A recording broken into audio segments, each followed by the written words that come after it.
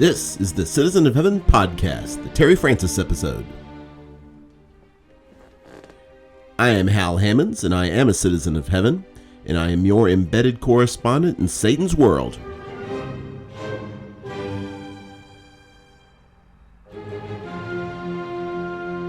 I bring you this message of hope from Pensacola, Florida. This is report number 37, dated December 17th in the year of our Lord 2019. I bid God's grace and peace to all my fellow sojourners here in this earthly plane. I remain sound in body, alert in mind, and energized in spirit. In this special two-part episode, I'll be speaking with Terry Francis, who preaches for the Chelsea Church of Christ in the Birmingham, Alabama area. Terry co-hosts the popular Do the Work podcast with his colleague Philip Martin. I was able to sit down with Terry recently. Here is some of what we talked about. Terry's been preaching about the role non-traditional families play in the local church. Every church craves more young families with children, but the church is here to serve, and often it is single-parent families that need service the most. Terry's been reading The Tipping Point by Malcolm Gladwell. Human societies feature what Gladwell calls connectors, mavens, and influencers. People who bring people together, people with needful information, and people who persuade. Churches have a need for all of the above. Which one are you? Are you ready? Here we go.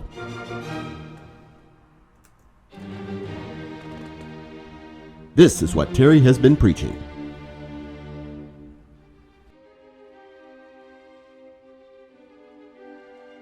So over the course of 2019, I have 3 series, one Sunday a month. One of those is on prayer. One of those is on the home. One of those is on the cross. And so the most recent sermon was in the series on the home, and I dealt with non-traditional homes. That's an aspect of the home I think I neglected, and I think most places do neglect in their preaching. We tend to focus biblically on that traditional aspect of the home, of a father and a mother and the children. And we kind of just overlook the single parent, or we overlook the blended family and the different kind of things that they face, maybe stumbling blocks, and how does God approach them. So in that sermon, used the story of Ruth as kind of a foundation of a non-traditional home, because for the time period that was written, that was a very non-traditional home. There's no man present. So we noticed some things from there about depending on God and those kind of things, and then applied that to those two situations. And one of the things I did in the blended family, because I think it's hard to understand that's such a unique aspect of the home, is I remember interviewing a couple of different step parents in the process, and I used some of those quotes about how does the blended family work and what are the challenges that you've had, and made some spiritual applications to those. So that was last Sunday. Interesting enough about the need to preach on that, I think one of the stats I use is in the 1960s. I think almost 3/4 of all homes, or maybe even higher, was traditional. I don't remember the exact number. But I do remember this number, that now 42% of the homes are traditional and 50% are what would be classified as non-traditional. So when you think about that just this huge gap and change over time, there's no way that's not affecting the churches we're a part of. And whether that's immediately or whether that's the children of parents, maybe adult children that are in those situations, and we equip the parents that are Christians to be able to spiritually guide their children through those processes regardless. And the single parent issue is a big one. I think that makes up over 30% of homes today. How do we encourage our single parent homes? How do we encourage single mothers or single fathers? How do we help them navigate that and be good parents? So that's what we focused on most recently in my sermon. Do you think there's a lot of guilt involved with either even deliberately inflicted and certainly accidentally inflicted on single parents in the church? I think certainly indirectly inflicted on single parents in the church. I think there's a stigma that we've attached to them. Anytime you see a single parent come in, I think there's this eye of, okay, what did you do? And single parent could be a couple of different ways, right? It could be that somebody was never married. It could be a situation where they are divorced. And in both of those cases, I think there is a tendency on our part to maybe attach a stigma to that. And I think we're not aware of that. I don't think, in other words, it's not conscious, it's not intentional. And I think one of the reasons to talk about it is to bring that to the forefront and to say, here's what matters in those situations, and here's why we shouldn't treat those in a negative way. And so that's one of the reasons to speak on that. And it was really well received. I think that's one of the interesting things is I had a lot of comments about, hey, we've not dealt with that. Thank you for dealing with that and talking about that in a way that's easy to understand. But yeah, I think we tend to do that. And again, I think it's not because we're being cruel. Right. I think we can't avoid it, if that makes sense. And it strikes me that sometimes we almost invent reasons to isolate ourselves. Yes. Especially when you're in a new group. You come in, you have children, you don't have a husband, you don't have a wife, whichever, and all of a sudden you're already an outsider. Right. And now, how are they looking at me? And everything seems like a slight. Mm-hmm. Everything's taken, blown out of proportion, and all of a sudden you're sitting on the back row 5 minutes late Sunday morning. You're not coming back Sunday night or Wednesday night or whatever. Mm-hmm. How can we bridge that gap to a new invitee, as it were? Yeah, so one of the things you got to understand about single parents, I think, in my discussion with single parents, is they bring, regardless of their background, the best way to describe it is a chip on their shoulder into that equation. Mm-hmm. Even if a place does not look down upon that person, they still feel like they are. So we have to go a little bit beyond. When I was performing back years ago, I remember when I was performing on stage, one of the things I learned was if I wanted to do something that was funny, and I was in a group of, let's say, an audience of 200 people, I had to really exaggerate that and go beyond what would be normal. I used to tell people when they asked me about that, one of the things about performing is you couldn't be afraid, if it's a funny thing, to act like a fool and over-exaggerate that in order to be delivered the right way. Well, I think there's a sense of that you could apply to the single parent. We almost have to over-exaggerate our compassion to them. We have to, not fake, not phony, but we have to go beyond what we normally would. We have to be more welcoming. It may be that a single mom comes in with 2 kids, and those 2 kids, because of whatever the background is, for instance, may have a lot going on. Maybe they're a discipline issue. Well, our first thing is to go maybe to that mom and say, hey, get your kids under control. Mm-hmm. And that's hard to do. She's already got a chip on her shoulder. She probably doesn't have family there. Now she feels unwelcome because her kids are unruly. And so maybe what we should do instead of that is maybe we go sit with her and her kids, and maybe we offer a more calm, gentle, guiding hand along the way. Maybe we befriend her.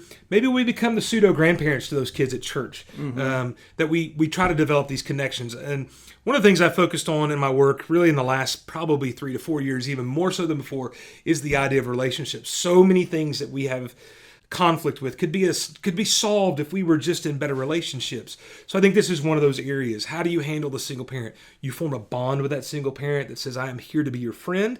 I'm here to help you. I love you, rather than this kind of aloofness that we often have, where we don't know what to say and we don't know how to ask the questions. One of the things I've learned is those questions aren't really that important. Like why that parent is single at that moment is not as important as making sure that parent understands that you love them and that you want to help them and you want to be a resource for them and their family rather than an adversary. Not that we intentionally are an adversary, but when we become judgmental and critical, why can't she keep her kids under control? Why can't she do this? Why aren't they at church more often?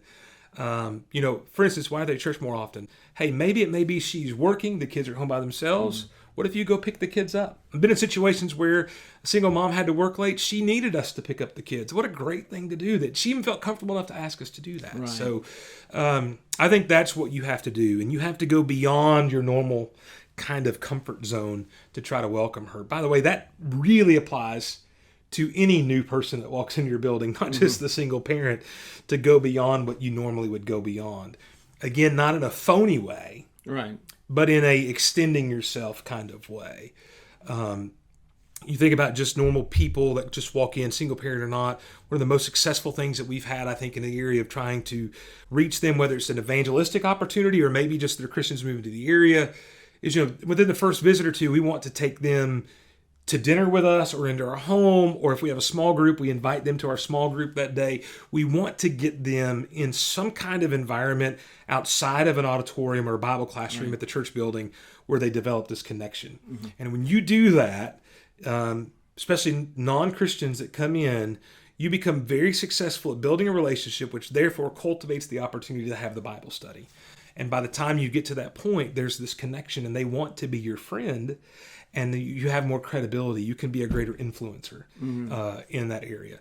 So, but that applies to the single parent as well. Sure. You just over-exaggerate and you go beyond what you normally would go. The Spirit blows where it wills, as Yep. it were. I've just been reading in John chapter 3. You never know who's going to walk through the door. Sure.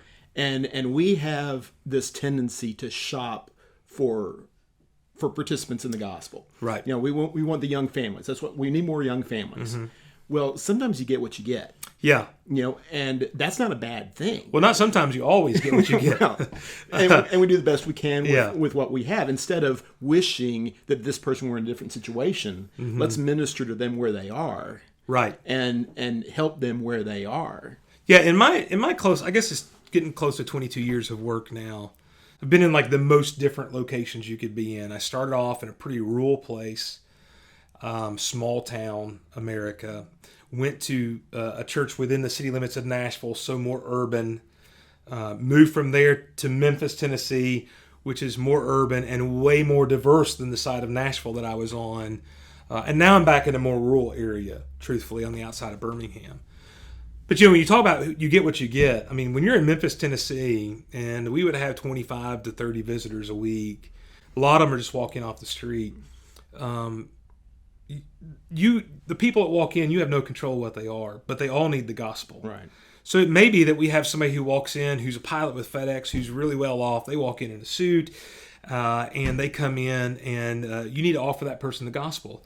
Or it may be that here's a person that saw a sign for VBS that's a Muslim, or the past is a Muslim, single parent with a young child, a lot of benevolent issues, but you need to offer her the same gospel.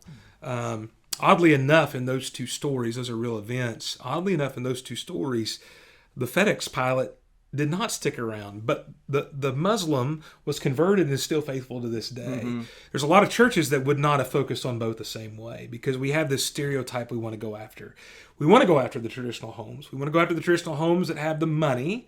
That's how we approach that. And so the non-traditional home needs a place, and we need to, as a whole, the church needs to be a place of restoration for people from all backgrounds. And, Jesus spent time with tax collectors and prostitutes and sinners, and he was criticized for that. I wonder sometimes if we've not gotten away from that behavior of Jesus. Not that we, are not spending time with him, but we still want to look at the elite, the clean person, and especially with evangelism. Somebody told me one time that evangelism is messy. And that's a great description of evangelism. It's a beautiful thing, but it brings messes with it. And I also heard another person said, what Christians do is we run to the messes. And I love that rather than stand away from the single-parent home, we should run to the single-parent home. Hey, here's a place you find restoration and hope and healing.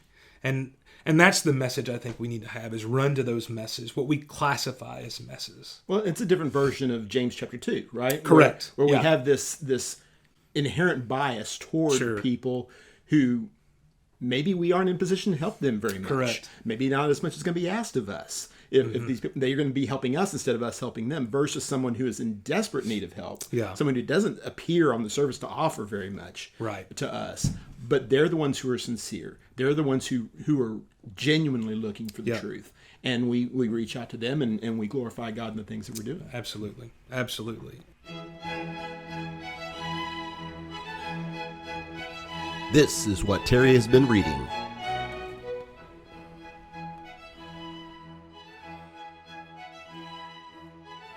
I am reading The Tipping Point, How Little Things Can Make a Big Difference by Malcolm Gladwell. For those not familiar with Malcolm Gladwell, he's written several other books. One that comes to mind is David and Goliath. He's also a podcaster. Gladwell's podcast that I listen to is called Revisionist History, where he looks at kind of weird things in history and sometimes pulls back the curtain. One of the ones that I like the most is how that the participants in the Boston Tea Party were more than just revolutionists. They actually financially gained by selling black market tea, by getting rid of the British tea.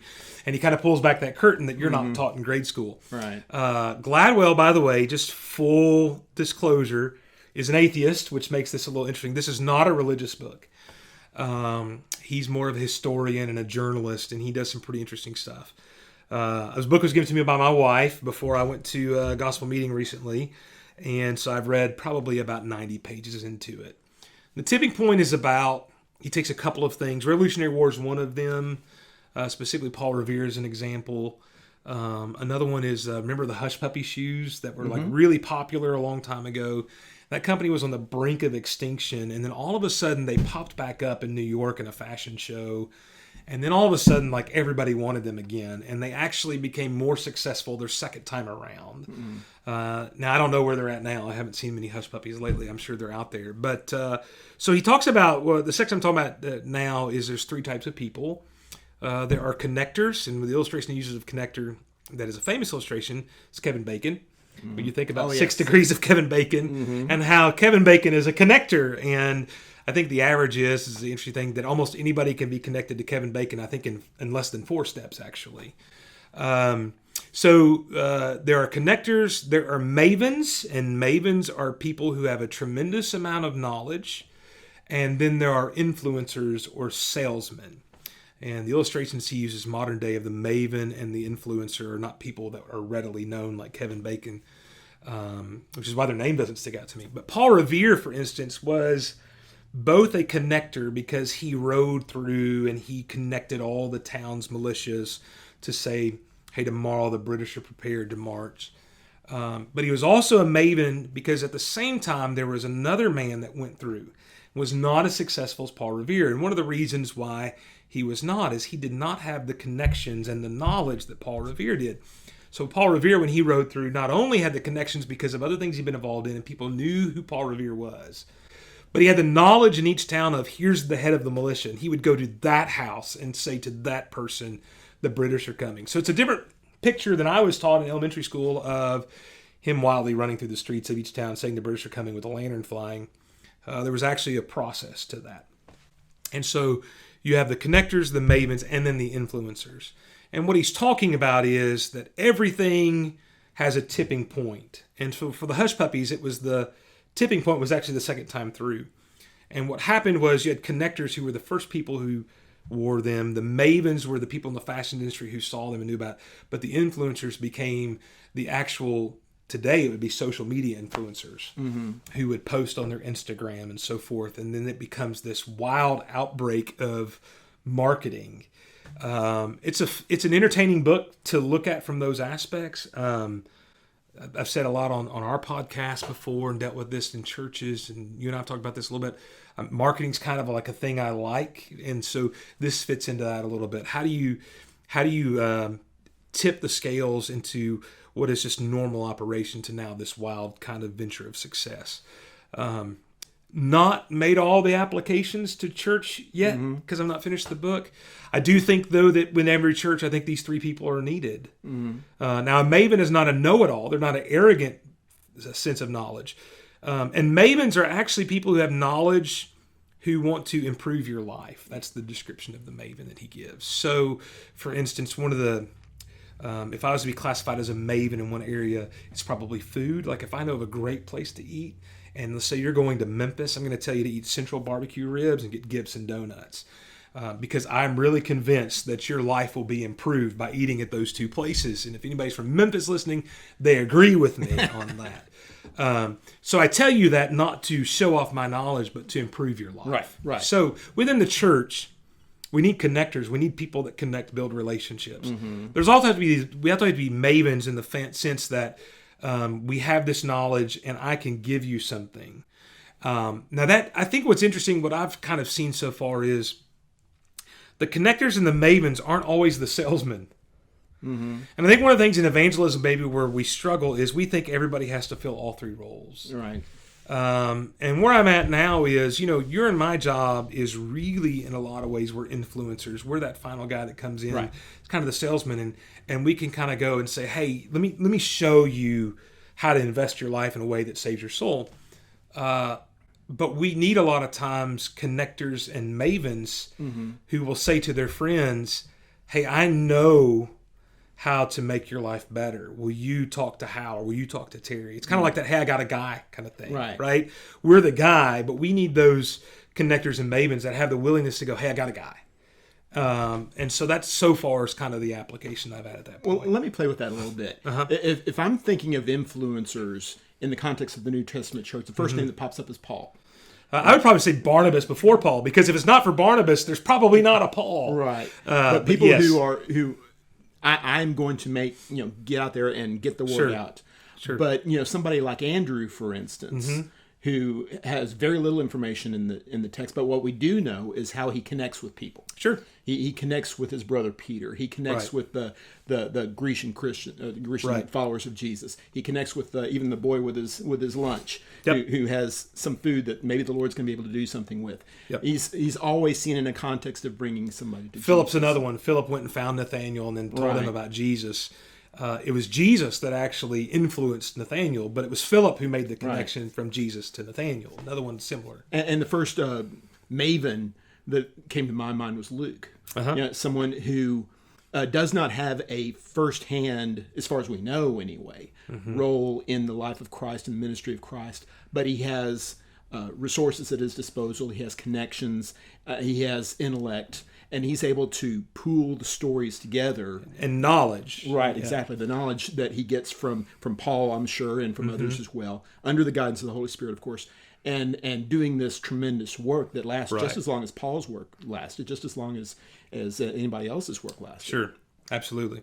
And so what I think the application is for us today is we need those different roles. And I think one of the things is in the church, we kind of look down on you if you're not an influencer. Right. Like if you're not the salesman influencer type that can get up and preach a lesson or teach a Bible class or do personal evangelism as far as the actual sitting down at the table and studying, we somewhat kind of look down upon you as not as important.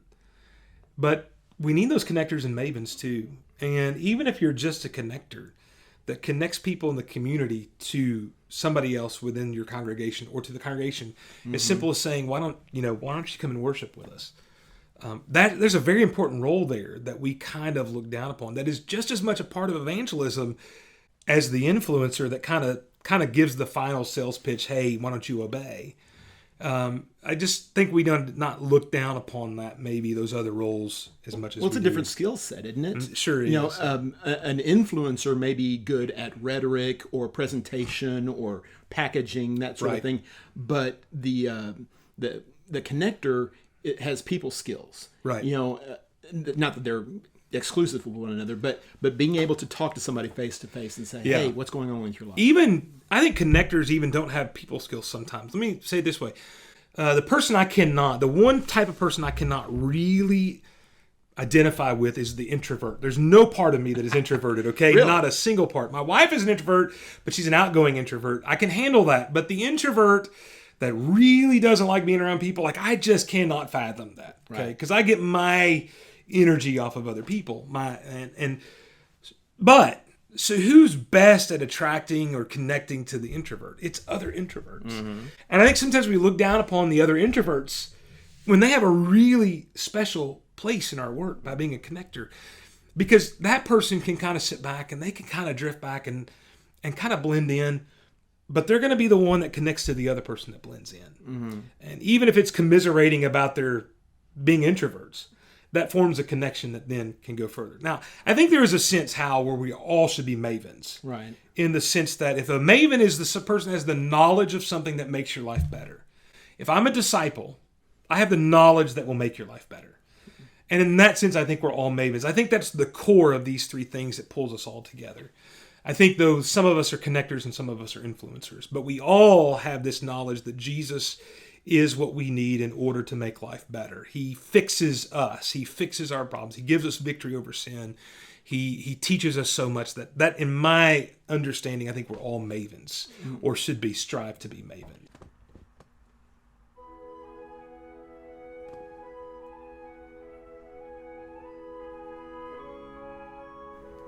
Thank you for listening to the Citizen of Heaven podcast.